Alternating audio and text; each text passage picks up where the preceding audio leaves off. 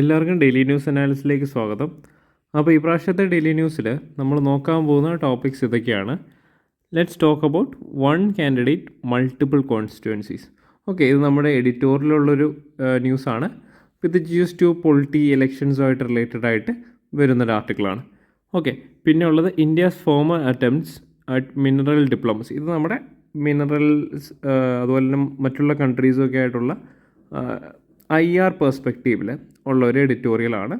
ഇത് GS2 international relations especially mineral വെൽത്തിനെ കുറിച്ചൊക്കെയുള്ള ഒരു എഡിറ്റോറിയലാണ്. ഓക്കെ, മൂന്നാമത്തേന്ന് പറയുന്നത് how would a carbon market function. ഇത് നമ്മുടെ environment and climate change related ആയിട്ട് വളരെ ഇമ്പോർട്ടൻ്റ് ആയിട്ടുള്ളൊരു ന്യൂസാണ്. ഈ കാർബൺ ക്രെഡിറ്റ് സിസ്റ്റം എങ്ങനെയാണ് ഫങ്ഷൻ ചെയ്യുന്നത്, അപ്പോൾ അതിനെക്കുറിച്ച് വളരെ ഡെപ്തിൽ പറയുന്നൊരു ന്യൂസും കൂടിയാണ്. ഓക്കെ, അപ്പോൾ first news, let's talk about one candidate multiple constituencies. ഇതിൻ്റെ കോൺടെക്സ്റ്റ് എന്ന് വെച്ചാൽ the recent debates around one nation one election policy and the practice of contesting multiple constituencies by single candidate have garnered widespread attention. While this practice allows candidates greater electoral reach, it raises significant concerns about fairness, governance and fiscal efficiency. Okay, അതായത് നമുക്കറിയാം ഒരു candidate തന്നെ multiple കോൺസ്റ്റിറ്റ്യുവൻസീസിൽ നിന്ന് എലക്ഷന് നിൽക്കുന്നുണ്ട്. For example ഇപ്പോൾ രാഹുൽ ഗാന്ധി നിന്നത് അമേഠിയിൽ നിന്നായിരുന്നു, വയനാട്ടിൽ നിന്നായിരുന്നു. ഓക്കെ, അപ്പോൾ അതുപോലെ ഡബിൾ കോൺസ്റ്റിറ്റ്യുവൻസീസിലാണ് ആൾ ഇലക്ഷൻ നിന്നത്. അതുപോലെ തന്നെ എനിക്കൊന്ന് പ്രൈം മിനിസ്റ്ററും അതുപോലെ തന്നെ നിന്നിട്ടുണ്ട്. അപ്പോൾ മിക്ക കാൻഡിഡേറ്റ്സും രണ്ട് കോൺസ്റ്റിറ്റ്യുവൻസീസിലൊക്കെ ഇലക്ഷന് നിൽക്കുന്നൊരു സാഹചര്യം കാണപ്പെട്ടു. ഓക്കെ, അപ്പോൾ അങ്ങനെ വരുമ്പോഴേക്ക് നമുക്കറിയാം കുറച്ച് കഴിയുമ്പം ഒരു കോൺസ്റ്റിറ്റ്യുവൻസിയിൽ നിന്ന് ഇപ്പോൾ രണ്ട് കോൺസ്റ്റിറ്റ്യുവൻസിയിൽ നിന്ന് എലക്ട് ആവുകയാണെങ്കിൽ, ഇപ്പോൾ രാഹുൽ ഗാന്ധിയുടെ കേസിൽ രണ്ട് കോൺസ്റ്റിറ്റ്യുവൻസിയിൽ എലക്റ്റായി, അപ്പം ഒരൊറ്റ കോൺസ്റ്റിറ്റ്യുവൻസിയിൽ നിന്ന് മാത്രമാണ് റെപ്രസെൻറ്റേഷൻ പോകുന്നത്. മറ്റേ കോൺസ്റ്റിറ്റ്യുവൻസിയിലുള്ള സീറ്റ് വേക്കൻ്റ് ആയിട്ട് കിടക്കും. അപ്പോൾ അവിടെ പിന്നെ റീ എലക്ഷൻ നടക്കേണ്ടി വരും. അപ്പോൾ അവിടെ ഒരു ഫിസിക്കൽ ഇൻഎഫിഷ്യൻസി, അതായത് പിന്നെ റീ എലക്ഷൻ നടക്കേണ്ട ചിലവും കൂടി അവിടെ വരും. ഓക്കെ, അപ്പോൾ ഇതിൻ്റെ ബാക്ക്ഗ്രൗണ്ട് ആൻഡ് കോൺസ്റ്റിറ്റ്യൂഷണൽ കോൺടെക്സ്റ്റ് നമ്മൾ നോക്കുമ്പോൾ പ്രൊവിഷൻസ് ഫോർ മൾട്ടിപ്പിൾ കോൺസ്റ്റിറ്റ്യുവൻസീസ് എന്ന് പറയുമ്പോൾ representation of people's act 1951 initially allowed candidates to contest from an unlimited number of constituencies. This was reduced to 2 in 1996 to limit administrative and electoral challenges. Okay, പിന്നെ frequency of the practice, അതായത് the trend remains prevalent especially during by-elections for state assemblies and the Lok Sabha. For instance, November 2024 saw 44 by-elections due to resignations of sitting legislators who contested multiple constituencies. പിന്നെ constitutional കൺസേൺസിൻ്റെ കേസിൽ article 101(4) of the constitution requires elected representatives to vacate one seat if they win multiple constituency. അതായത് രണ്ട് സീറ്റും win ചെയ്യുന്ന കേസിൽ അതിലൊരു seat vacate ചെയ്യണം. അപ്പം എന്ത് പറ്റും, പിന്നെ ആ സീറ്റിന് വെക്കേറ്റഡ് ആയ സീറ്റിൽ പിന്നെയും ബൈ ഇലക്ഷൻ നടക്കും. Okay, this practice often burdens tax payers and disrupts governance. Okay, അപ്പോൾ key challenges in one candidate multiple constituencies എന്തൊക്കെയാണ്? ഒന്ന്, അഡ്മിനിസ്ട്രേറ്റീവ് കോസ്റ്റ് ആണ്. അപ്പോൾ by elections result in financial strain. For example 2014 general election incurred cost approximately 3,870 crore, with the by-elections accounting for a significant portion of this expenditure. പിന്നെ governance disruption ആണ്. Frequent by-elections hinder the continuity of development projects and policy making. Okay, പിന്നെ unfair electoral advantage, അതായത് contesting multiple seats provides candidates with undue leverage, enabling them to hedge their political risk. പിന്നെ democratic accountability ആണ്. Voters often feel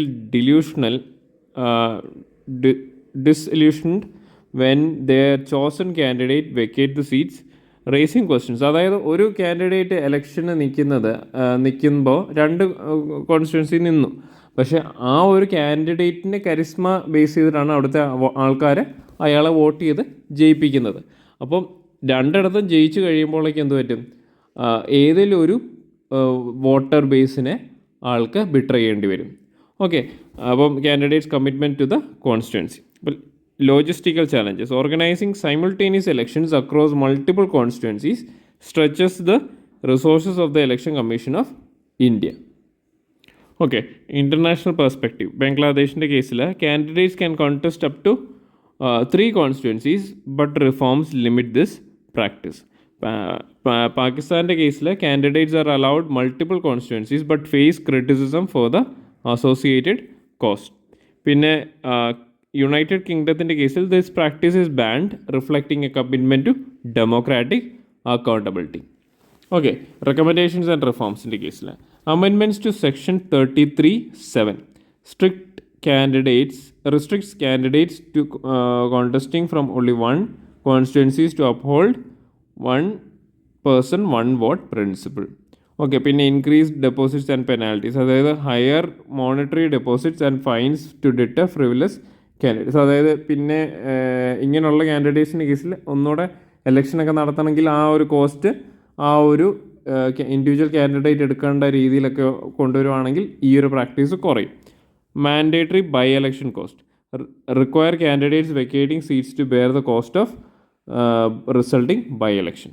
പിന്നെ enhance voter awareness, educate voters on the implications of multiple candidacies to ensure informed electoral choices. Strengthening electoral laws ആണ്. Ensure stricter adherence to democratic principles by prioritising constituency level accountability. Okay, അപ്പോൾ ഇതിൻ്റെ ഒരു conclusion നമ്മൾ കൊടുക്കുകയാണെങ്കിൽ the practice of contesting multiple constituencies challenges the core principles of democracy and governance. Reforming these practice is essential to foster accountability. അതായത് നമുക്കറിയാം ആൾക്കാർ അപ്പം it's actually betraying the trust of the people. Okay, reduce physical burdens and enhance voter trust. By addressing these issues, India can strengthen its electoral framework and ensure a more equitable and efficient democratic process. Okay, അപ്പോൾ next news എന്ന് പറയുന്നത് India's former attempts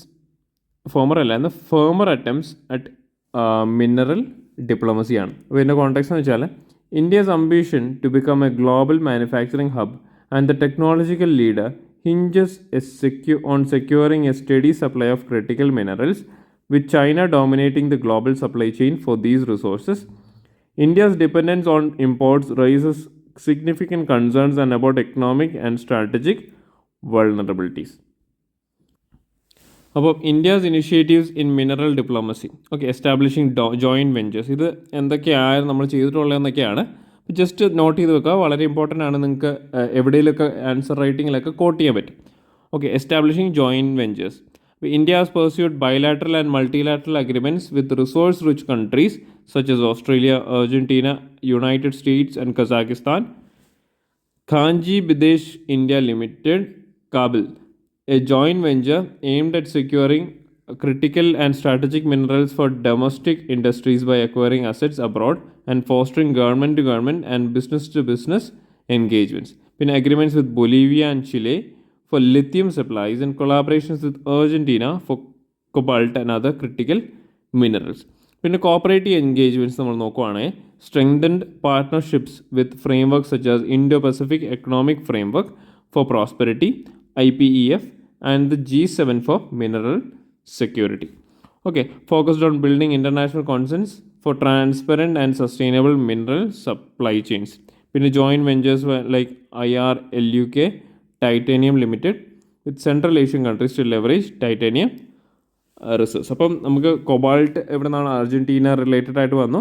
അതുപോലെ തന്നെ Chile നമ്മൾ നോക്കുമ്പോഴേക്കും അവർ വരുന്ന lithium, ചിലിയെയും ബൊലിവിയയായിട്ട് നമുക്ക് lithium സപ്ലൈസിൻ്റെ ഡീലുകളുണ്ട്. Okay, അപ്പോൾ അങ്ങനെ ഉള്ള കാര്യങ്ങളും കൂടി നിങ്ങളൊന്ന് കണക്ട് ചെയ്ത് വെച്ചേക്കാം.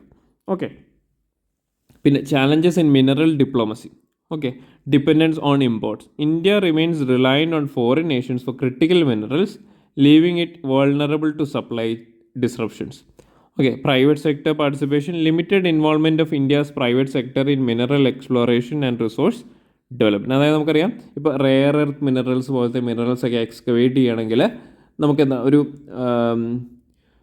there is one company called Gujarat Minerals Private Limited, something GMDC എന്നാണ് അതിൻ്റെ പേര്, ഷോർട്ട് ഫോം. അപ്പോൾ ആ കമ്പനിയാണ് മെയിനായിട്ട് റെയർ എർത്ത് മിനറൽസ് ചെയ്യുന്നത്. പ്രൈവറ്റ് പ്ലെയേഴ്സ് ഈ ഒരു ഇൻഡസ്ട്രിയിൽ ഇല്ല. ബട്ട് നമ്മളിപ്പോൾ ചൈന പോലത്തെ രാജ്യങ്ങൾ നോക്കുകയാണെങ്കിൽ ഈ rare earth minerals especially rare earth minerals നമ്മൾ എക്സ്കവേറ്റ് ചെയ്യുന്നത് ആക്ച്വലി സീ ബെഡിൽ നിന്നാണ്. അപ്പോൾ അത്രയും സഫിസ്റ്റിക്കേറ്റഡ് ആയിട്ട് ഡെവലപ്മെൻ്റ് ഉള്ള ടെക്നോളജീസ് യൂസ് ചെയ്യുന്ന ഒരു കൺട്രിയാണ് ചൈന. പക്ഷെ അത്രയും ലെവലിലൊന്നും പ്രൈവറ്റ് ഇൻവെസ്റ്റ്മെൻ്റ് ഒക്കെ വന്നാലേ നമുക്ക് കൊണ്ടുവരാനായിട്ട് പറ്റും. പക്ഷെ നമുക്ക് ആ പ്രൈവറ്റ് സെക്ടർ ഇൻവെസ്റ്റ്മെൻറ്റ് അതിനകത്ത് ഇല്ല. പിന്നെ പോളിസി ഗ്യാപ്സ് ആണ്. Absence of unified critical mineral strategy and a road map for leveraging private sector expertise. പിന്നെ international competition. Rising global demand for critical minerals has intensified competition among nations for resource acquisition. പിന്നെ environmental concerns ആണ്. Challenges in aligning mining practices with global sustainability standards. പിന്നെ recommendations and policy reforms. ഇതൊക്കെയാണ് അതിൻ്റെ ഒരു challenges നമ്മൾ പറഞ്ഞു. അപ്പോൾ അതിൻ്റെ എന്തൊക്കെ പോളിസി റിഫോംസ് റെക്കമെൻഡേഷൻസ് നമുക്ക് കൊണ്ടുവരാം. ഒന്നെന്ന് പറയുന്നത് ഇൻറ്റഗ്രേറ്റഡ് മിനറൽ സപ്ലൈ ചെയിൻ സ്ട്രാറ്റജിയാണ്. Develop a comprehensive road map, prioritising private sector participation and long term resource security.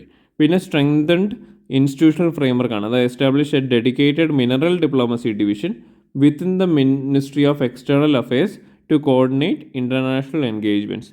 പിന്നെ പബ്ലിക് പ്രൈവറ്റ് പാർട്ട്ണർഷിപ്സ് ഉണ്ട്. Encourage collaborations between the government and the private players to enhance domestic exploration and processing capabilities. പിന്നെ technological investments. ഇപ്പോൾ invest in advanced mining and resource extraction technologies to reduce dependency on imports. അപ്പോൾ ഈ ഒരു point നമ്മൾ നോക്കുമ്പോൾ ഒരു കാര്യം നിങ്ങളൊരു അസൈൻമെൻറ്റോ അല്ലെങ്കിൽ ഹോംവർക്ക് ആയിട്ട് ചെയ്യേണ്ടതെന്ന് വെച്ചാൽ, ഇപ്പോൾ കറൻ്റ്ലി റെയർ എർത്ത് മിനറൽസ് എക്സ്പ്ലോറേഷന് ഗവൺമെൻറ് 2-3 പ്രോഗ്രാംസ് ഇൻട്രൊഡ്യൂസ് ചെയ്തിട്ടുണ്ട്. അത് ലാസ്റ്റ് ഇയർ ഇൻട്രൊഡ്യൂസ് ചെയ്തതാണ്. ആ പ്രോഗ്രാംസിൻ്റെ പേര്, അതിൽ യൂസ് ചെയ്യുന്ന വെഹിക്കിൾസിൻ്റെ പേര് നിങ്ങളൊന്ന് നോട്ട് ചെയ്ത് വെക്കാം. ഓക്കെ. പിന്നെ സസ്റ്റൈനബിലിറ്റി ഫോക്കസ്, അതായത് അഡോപ്റ്റ് എൻവയോൺമെൻ്റലി sustainable mining practices and strengthen adherence to global standards. പിന്നെ ജിയോ പൊളിറ്റിക്കൽ അലയൻസസ് ആണ്. Expand partnership with resource rich countries particularly in Africa, South America and Central Asia to diversify supply resources. അപ്പോൾ ഇതിൻ്റെ ഒരു conclusion നമ്മൾ കൊടുക്കുമ്പം, India's mineral diplomacy is pivotal to achieving self reliance in critical mineral supplies and reducing strategic vulnerabilities. Okay, by fostering international collaborations and enhancing domestic capabilities and prioritizing sustainability, India can. അപ്പോൾ ഇതിനകത്ത് എന്തൊക്കെ കാര്യങ്ങൾ വന്നു? അപ്പോൾ നമ്മളിതൊരു ഡിപ്ലോമാസി അല്ലെങ്കിൽ IR related ആയിട്ടുള്ളൊരു ടോപ്പിക്കാണ്. അപ്പോൾ അതിനകത്ത് വന്നേക്കുന്ന ടേംസും കൂടി ഒന്ന് ശ്രദ്ധിക്കുക. ഇൻ്റർനാഷണൽ കൊളാബറേഷൻസ് വന്നു, enhancing domestic capabilities, prioritising sustainability. Okay. അപ്പം ഒരു മിനറൽ ഡിപ്ലോമസിയിൽ വേണ്ട കാര്യങ്ങളെല്ലാം നമ്മളവിടെ ഹൈലൈറ്റ് ചെയ്തിട്ടുണ്ട്. India can position it self as A global leader in critical mineral supply chain. A strategic and holistic approach will ensure the nation's economic resilience and technological advancements. Okay, but next news എന്ന് പറയുന്നത്, how would a carbon market function? Okay, ഇപ്പോൾ ഇതിൻ്റെ context എന്ന് വെച്ചാൽ, the ongoing global efforts to combat climate change have spotlighted carbon markets as a potential tool to reduce greenhouse gas emissions.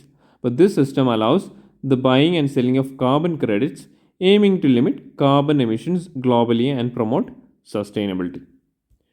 Okay, the carbon market എന്താണ്? Okay, carbon market is an economic tool designed to limit carbon emissions by trading carbon credits. അപ്പോൾ carbon credits presents the right to emit 1 ton of carbon dioxide, allowing market-driven solutions for emission reductions. അപ്പോൾ what are carbon credits നമ്മൾ നോക്കുകയാണെങ്കിൽ, certificates that permit the holder to emit a specified amount of carbon dioxide or equivalent green house gases. അത് 1990s introduce ചെയ്തത് under the cap and trade model in US. Purpose എന്ന് പറയുന്നത് കമ്പനീസിനെ encourage ചെയ്യുക, അതായത് emission ലിമിറ്റ്സിൽ തന്നെ നിൽക്കാനായിട്ട് അവരെ encourage ചെയ്യാൻ വേണ്ടിയിട്ടാണ് ഈ കാർബൺ ക്രെഡിറ്റ് സിസ്റ്റം കൊണ്ടുവന്നത്. Promote investment in green technologies. Okay, how do carbon markets function? Okay, the mechanism എന്ന് പറയുമ്പോൾ, government set up a cap on carbon emissions and allocate credits. അപ്പോൾ ഫേംസ് എമിറ്റിംഗ് ലെസ് ദാൻ, ഈ emissions കുറവുള്ള companies എന്ത് ചെയ്യും? അപ്പോൾ ഈ അവരുടെ എക്സ്ട്രാ വരുന്ന ക്രെഡിറ്റ്സ് ഇവരിത് സെല്ല് ചെയ്യും ഹൈ ആയിട്ടുള്ള എമിറ്റേഴ്സിന്. അപ്പോൾ അങ്ങനെ വരുമ്പം ഈ ഹൈ എമിറ്റേഴ്സിന് അവരുടെ ലിമിറ്റ് കൂട്ടാനായിട്ട് പറ്റും. Trading prices are determined by the market forces. അപ്പോൾ ടൈപ്സ് ഓഫ് മാർക്കറ്റ്സ് നമ്മൾ നോക്കുമ്പോൾ, കംപ്ലയൻസ് മാർക്കറ്റ്സ് ഉണ്ട്, regulated by governments or international agreements like the Kyoto Protocol. പിന്നെ വോളണ്ടറി മാർക്കറ്റ്സ് നമ്മൾ നോക്കുകയാണെങ്കിൽ used by companies or individuals to offset emissions voluntarily. അപ്പോൾ advantages of carbon markets നമ്മൾ നോക്കുകയാണെങ്കിൽ പൊല്യൂഷൻ റിഡക്ഷൻ ആണ്, encourages companies to adopt eco friendly practices. പിന്നെ cost effective ആണ്, allows firms to reduce emissions efficiently by buying or selling credits. പിന്നെ innovation promotion, അതായത് drives investment in renewable energy and green technologies. അതായത് ഇപ്പം ഒത്തിരി efficient അല്ലെങ്കിൽ sustainability focused ആയിട്ടുള്ളൊരു company ആണെങ്കിൽ അവർക്ക് ഒത്തിരി കാർബൺ ക്രെഡിറ്റ്സ് മിച്ചം കാണും.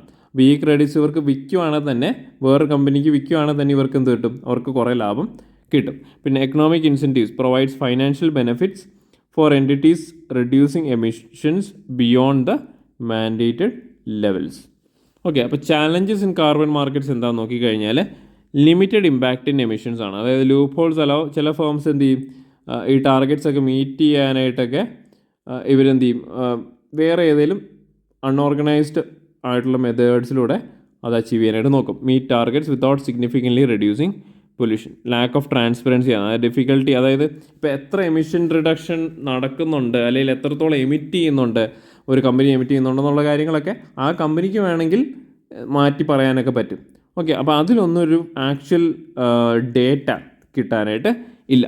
പിന്നെ മാർക്കറ്റ് മാനിപ്പുലേഷൻ ആണ്, fluctuations in credit prices and potential exploitation by large corporations. പിന്നെ ഇൻഅഡിക്വേറ്റ് റെഗുലേഷൻസ് ആണ്, absence of strong global enforcement mechanisms undermines efficiency. Okay, അപ്പോൾ ഇതിൻ്റെ ഒരു നമ്മൾ പോളിസി റെക്കമെൻഡേഷൻസ് ആണെങ്കിൽ വേ ഫോർവേഡ് ആയിട്ട് നമ്മൾ നോക്കുമ്പോൾ strengthen global regulatory frameworks for carbon markets, introduce robust mechanisms for monitoring and verifying emissions. പിന്നെ പ്രൊമോട്ടിങ് അവയർനെസ്, അതായത് ഈ സ്റ്റേക്ക് ഹോൾഡേഴ്സ് അല്ലെങ്കിൽ കമ്പനി ഓണേഴ്സിനെ കുറിച്ചോ അല്ലെങ്കിൽ കമ്പനിയിൽ ഇതിന് പാർട്ടേക്ക് ആക്കുന്ന ആൾക്കാരെ കുറിച്ച് ഈ കാർബൺ മാർക്കറ്റ്സിൻ്റെ ഫങ്ഷനിങ്ങും അതിൻ്റെ ഇമ്പോർട്ടൻസും പറഞ്ഞു കൊടുക്കാം. ഇൻസെൻറ്റിവൈസിങ് പാർട്ടിസിപ്പേഷൻ, അതായത് offer financial and technological support for developing countries. പിന്നെ innovation, foster research and development in sustainable technologies to lower emission cost. അപ്പോൾ ഇതിൻ്റെ ഒരു കൺക്ലൂഷൻ കൊടുക്കുമ്പോൾ carbon markets offer a promising path towards mitigating climate change by incorporating economic principles. However, to ensure effectiveness, governments and international organizations must address the challenges, promote transparency and incentivize genuine reductions in emissions. അപ്പോൾ ഇതിൻ്റെ ഒരു main പ്രശ്നമെന്ന് പറയുന്നത് ഇത് പ്രോപ്പറായിട്ട് track ചെയ്യാൻ പറ്റുന്നില്ല. പിന്നെ ഒരു റെഗുലേറ്ററി ബോഡി ഇതിന് പ്രോപ്പറായിട്ടില്ല. അതായത് ഒത്തിരി സ്ക്രൂട്ടനൈസ് ചെയ്യുന്ന രീതിയിലുള്ളൊരു ബോഡിയൊന്നും ഇതിനകത്തില്ല. ഓക്കെ, അപ്പോൾ strengthening these markets can play a pivotal role in achieving global climate goals. Okay, അപ്പോൾ ഈ പ്രാവശ്യത്തെ DNA അനാലിസിസ് നമുക്കറിയാം കുറച്ചുകൂടെ ബേസിക് ആയിട്ടുള്ള കാര്യങ്ങളൊക്കെയായിരുന്നു നമുക്ക് ന്യൂസ് വന്നത്, നമുക്കറിയാവുന്ന കാര്യങ്ങളൊക്കെ തന്നെയായിരുന്നു. ഒരു മെയിൻസ് പെർസ്പെക്റ്റീവിലൊക്കെ ഇപ്പോൾ പൊളിറ്റി റിലേറ്റഡ് ആയിട്ടൊക്കെ ചോദ്യങ്ങൾ വന്നു കഴിഞ്ഞാൽ, എലക്ഷൻസ് റിലേറ്റഡ് ആയിട്ടൊക്കെ ചോദ്യങ്ങൾ വന്നു കഴിഞ്ഞാൽ you can answer all these points. Okay, അതുപോലെ തന്നെ മിനറൽ എക്കണോമി അല്ലെങ്കിൽ മിനറൽ ഡിപ്ലോമസി റിലേറ്റഡ് ആയിട്ട് ക്വസ്റ്റ്യൻസ് വന്നു കഴിഞ്ഞാൽ നിങ്ങൾക്ക് അതുമായിട്ട് റിലേറ്റഡ് ആയിട്ടുള്ള ഡീലുകൾ നിങ്ങൾക്ക് കുറച്ചൊക്കെ മനസ്സിലായി. അതുപോലെ തന്നെ ഏതൊക്കെ മിനറൽസ് ഏതൊക്കെ കൺട്രീസിൽ നിന്നാണ് നമ്മൾ സോഴ്സ് ചെയ്യുന്നതെന്ന കാര്യം കൂടി കുറച്ചൊക്കെ നിങ്ങൾക്ക് മനസ്സിലായി ഞാൻ വിചാരിക്കുന്നു. ഇനി അടുത്ത പ്രാവശ്യം കാണാം. നന്ദി, നമസ്കാരം.